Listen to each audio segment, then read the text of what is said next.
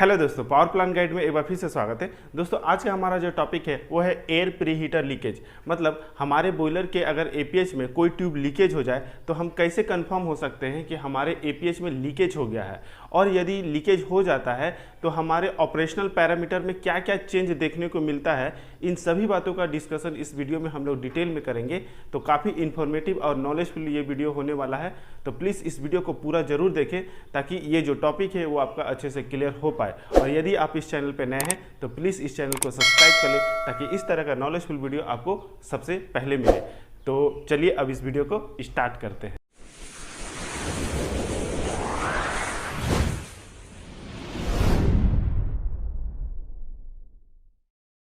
तो air preheater leakage मतलब ये कि अगर एयर प्रीहीटर में लीकेज हो जाए तो उसी के बारे में अभी हम लोग देखेंगे। तो उससे पहले ये देख लेते हैं कि हम लोग का जो ये एपीएच है वो किस टाइप का है। तो इसके बारे में मैंने ऑलरेडी पिछले वीडियो में बता चुके हैं कि ये जो एपीएच होता है वो सेल और ट्यूब टाइप का एपीएच होता है, जिसको रिक्यूपरेटिव या स्टैटिक प्रीहीटर कहा जाता है। अगर वो वीडियो आप लोग ने नहीं देखा है तो प्लीज़ उसको जरूर देखें ताकि आगे का जो टॉपिक है वो आपका अच्छे से क्लियर हो पाए।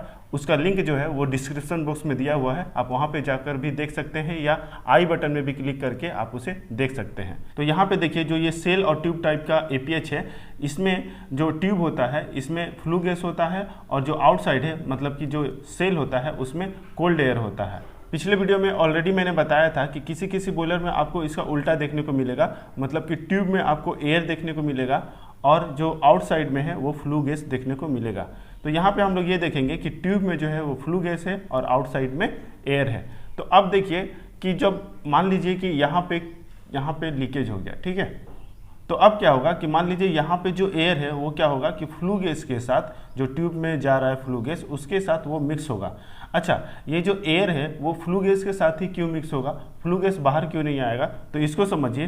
तो देखिए हम लोग जो एयर प्रोवाइड करते हैं एफडी फैन से, उसका जो प्रेशर होता है वो पॉजिटिव होता है, मतलब कि हाई होता है, और जो फ्लू गैस का जो प्रेशर होता है जो फ्लो कर रहा है ट्यूब के अंदर, उसका प्रेशर जो होता है वो नेगेटिव होता है। और किसी भी फ्लूइड का फ्लो जो होता है वो हाई प्रेशर से लो प्रेशर की ओर होता है।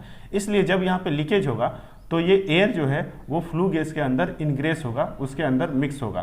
तो अब यहाँ पे अगर लीकेज हो जाता है और जब एयर जो है वो फ्लू गैस के साथ मिक्स होता है, तो वो कौन कौन सा पैरामीटर है जिसको हम लोग देख कर ये समझ जाएंगे कि हमारे एपीएच में लीकेज हुआ है। तो अभी उसी को हम लोग एक एक करके देख लेते हैं। तो अब देखिए कि अगर एपीएच में लीकेज हो गया है तो पहला जो पैरामीटर आपको चेंज देखने को मिलेगा वो है मोर एयर रिक्वायरमेंट।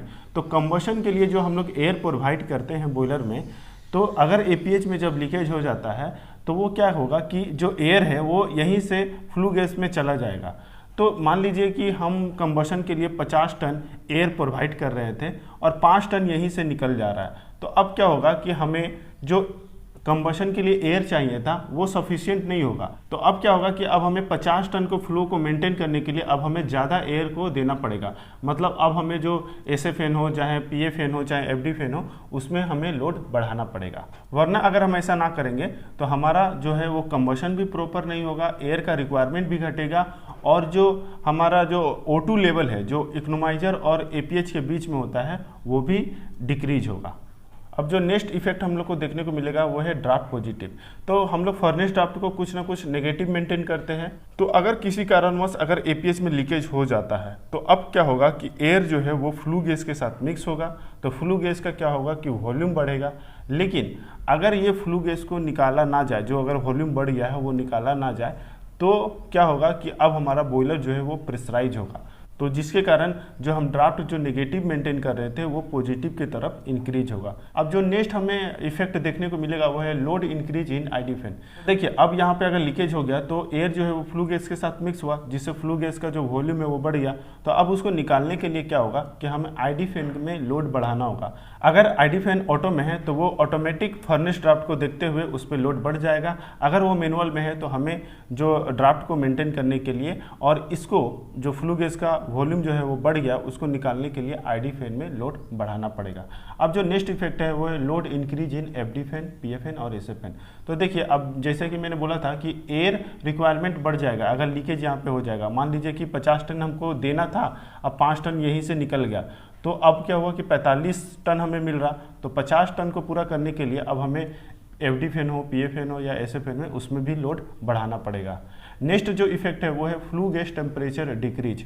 तो अब देखिए एपीएच में जो हम लोग एयर प्रोवाइड करते हैं वो एटमॉस्फेरिक एयर होता है जिसका टेम्परेचर नॉर्मल ही रहता है। तो जब यहाँ पे ये लीकेज हो जाएगा तो ये फ्लू गैस के साथ मिक्स होगा। तो फ्लू गैस का एक निश्चित टेम्परेचर है, लेकिन जो हम लोग कोल्ड एयर प्रोवाइड किए वो तो ठंडा है। तो जब ये एयर जो है वो फ्लू गैस के साथ मिक्स होगा तो क्या होगा कि वो फ्लू गैस जो है वो कोल्ड होगा, वो उसको धीरे धीरे ठंडा करेगा, जिसके वजह से जो एपीएच आउटलेट में या ईएसपी इनलेट में हम लोग को जो फ्लू गैस का टेम्परेचर मिलेगा वो घटा हुआ मिलेगा। अब नेक्स्ट है O2 increase at APH outlet. तो इसको देखिए ध्यान से कि हम लोग तो एक O2 एनालाइजर लगाते हैं एपीएच से पहले और इकोनोमाइजर के बाद। तो वो तो हमारा मेन जो O2 एनालाइजर है जो कंबशन के बाद जो हमारा एक्सेस एयर है उसको बताता है। तो इसमें एक और भी क्वेश्चन बनता है कि हमें जो O2 एनालाइजर हम लोग लगाते हैं वो एपीएच से पहले और इकोनोमाइजर के बाद क्यों लगाते हैं। तो अगर ये इसका आंसर आपको पता है तो आप हमें कमेंट बॉक्स में बताइएगा, वरना अगर इसका डिटेल में आंसर चाहिए तो ऑलरेडी मैंने इस पे वीडियो बना रखा है, तो उसका लिंक मैं डिस्क्रिप्शन बॉक्स में दे दूंगा या आई बटन में भी क्लिक करके आप उसे डिटेल में देख सकते हैं और समझ सकते हैं। तो देखिए वो जो हम लोग O2 एनालाइजर लगाएं वो कंबशन के बाद एक्सेस एयर बताया, तो उसमें मान लीजिए कि 3.5 बताया ऑक्सीजन। लेकिन अगर किसी कारणवश यहाँ पे लीकेज हो जाए और एयर जो है वो फ्लू गैस के साथ मिक्स हो जाए और हम लोग एक यहाँ पे O2 एनालाइजर लगा दें तो यहाँ पे क्या होगा कि अब हमें बढ़ा हुआ ऑक्सीजन मिलेगा, मान लीजिए 4 या 5% मिलेगा। तो इससे हम लोग कंफर्म हो जाएंगे कि हमारा एपीएच में जो है वो लीकेज हुआ है। तो जो भी पोर्टेबल ऑक्सीजन एनालाइजर होता है उसको एपीएच के बाद लगाकर हम लोग ये चेक कर सकते हैं कि हमारा एपीएच में लीकेज हुआ है कि नहीं। अगर यहाँ का ऑक्सीजन और यहाँ का ऑक्सीजन में डिफरेंस मिलता है तो हम ये समझ जाते हैं कि हमारे एपीएच में लीकेज हुआ है। तो ये सब ऑब्जर्वेशन को देखकर हम ये कंफर्म हो सकते हैं कि हमारे एयर प्रीहीटर में लीकेज हुआ है। आई होप कि ये आज का हमारा जो टॉपिक है एयर प्रीहीटर लीकेज, ये आपका अच्छे से क्लियर हो गया होगा। और आप जैसे ही किसी एक फ्रेंड ने मुझसे ये कमेंट बॉक्स में पूछा था कि सर अगर एपीएच में लीकेज हो जाता है तो आईडी फैन में लोड कैसे बढ़ेगा, इससे हम क्या समझते हैं। तो देखिए इसको आप एक प्रैक्टिकल एग्जाम्पल से समझिए कि आप किसी एक बॉक्स को खींच रहे हैं जिसका कुछ वॉल्यूम है, जिसका कुछ वजन है। तो मान लीजिए उसका वजन 30 केजी है। तो अब जब उसको आप खींच रहे हैं और थोड़ी दूरी पर ले गए, फिर क्या किए, उस बॉक्स का वॉल्यूम भी बढ़ा दिए और उसमें कुछ वजन भी डाल दिए। तो अब उसका जो वजन है वो 45 केजी हो गया। तो अब क्या होगा, उसको खींचने के लिए आपको इफर्ट ज़्यादा लगाना पड़ेगा, ज़्यादा वर्क करना पड़ेगा, मतलब आप पे लोड अब बढ़ चुका है। तो यही चीज़ होता है आईडी फैन में कि जब एपीएच में लीकेज होता है तो एयर क्या होता है वो फ्लू गैस के साथ मिक्स होता है, जिससे फ्लू गैस का वॉल्यूम बढ़ जाता है, उसका जो क्वांटिटी है वो बढ़ जाता है। और चूंकि हम लोग जो आईडी फैन से फर्नेस ड्राफ्ट को मेंटेन करते हैं स्लाइटली नेगेटिव -2 to -5 जो भी मेंटेन करते हैं, तो अब वो कैपेबल नहीं हो पाता है कि सारा का सारा जो फ्लू गैस है वो निकाल पाए। तो अगर हम आईडी फैन में लोड नहीं बढ़ाएंगे, यदि वो मैनुअल में है, तो अगर उसमें हम लोड नहीं बढ़ाएंगे तो क्या होगा कि वो हमारा जो बॉयलर है वो प्रेशराइज होगा।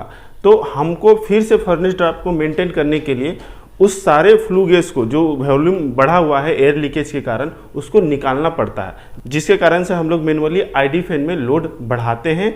और अगर वो ऑटो में है तो वो ऑटोमेटिक उसमें खुद से खुद लोड बढ़ जाता है फर्नेस ड्राफ्ट को मेंटेन करते हुए। तो आई होप कि जो आईडी फैन में लोड बढ़ा एपीएच लीकेज के कारण वो कैसे बढ़ा ये आपका अच्छे से क्लियर हो गया होगा। अब आने वाला नेक्स्ट वीडियो में हम लोग एक न्यूमेरिकल को सॉल्व करेंगे और उसमें देखेंगे कि जब एपीएच में लीकेज होता है तो हम लोग कैसे एयर के क्वांटिटी को हम लोग कैलकुलेट कर सकते हैं, और जो आईडी फैन में लोड बढ़ा वो कितना % लोड बढ़ा उसको हम लोग कैलकुलेट कर सकते हैं। तो हम लोग नेक्स्ट वीडियो में यही देखेंगे। तो अगर ये वीडियो आपको अच्छा लगा हो, इन्फॉर्मेटिव लगा हो, तो प्लीज़ इस वीडियो को लाइक करें और इसको उन लोगों के साथ ज़्यादा से ज़्यादा शेयर करें जो पावर प्लांट से जुड़े हुए हैं। तो मिलते हैं नेक्स्ट वीडियो में, तब तक के लिए जय हिंद।